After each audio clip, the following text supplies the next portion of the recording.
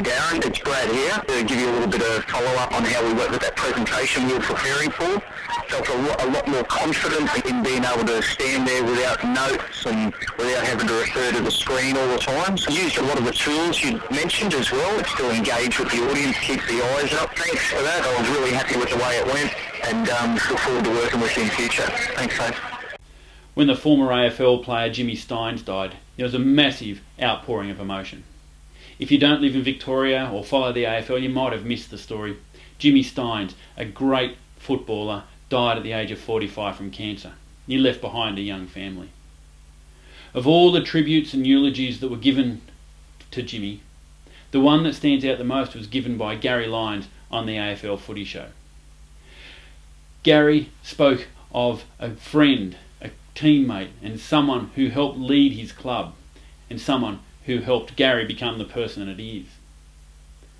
When he delivered his eulogy, it touched all who saw it.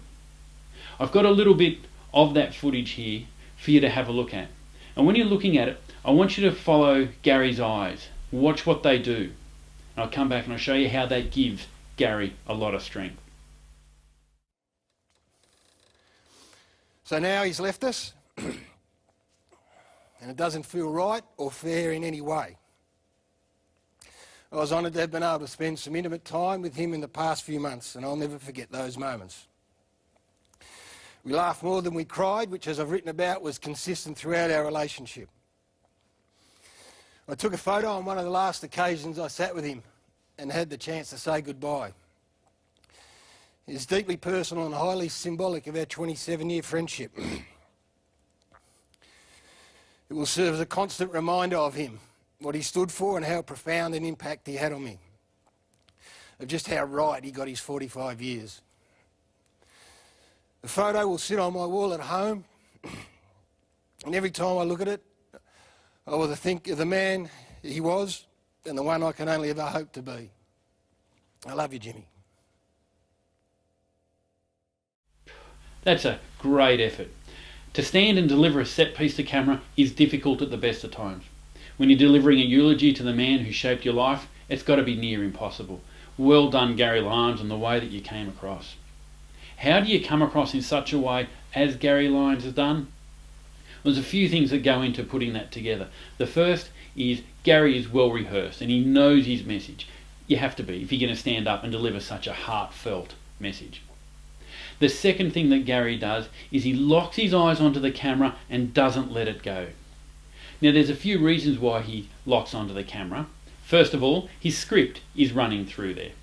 Many people who speak straight to camera use a script, but they don't have the intensity that Garry has. Garry didn't let his eyes off that camera and held onto it as almost an external anchor in the physical world. What did this allow him to do? It allowed him to have a reference point, a spot where he was solid, where he could control his physiology through, which enabled him to control his psychology and his emotions and how he was feeling. That external anchor gave him a reference point so he could deliver his message and get the message across as he wanted to. You can see a few times where the emotion gets high, and at those times his eyes become even more locked in on the camera. It gives him strength so he can deliver his message.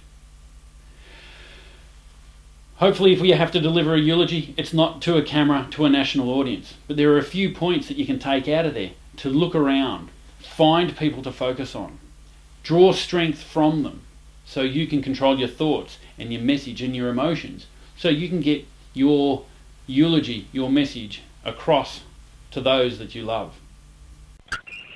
G'day Darren, it's Brad here. Just leaving a message to give you a little bit of follow-up on how we worked with that presentation we were preparing for. Just to let you know, there's a couple of things I noticed. I felt a lot more confident in being able to stand there without notes and without having to refer to the screen all the time. So felt a lot more confident about that. Used a lot of the tools you mentioned as well, so that instead of looking at the screen or whatever, I could still refer back to my PowerPoint presentation and but still engage with the audience, keep the eyes up. So look, just thanks for that. I was really happy with the way it went and look forward to working with you in future. Thanks, mate.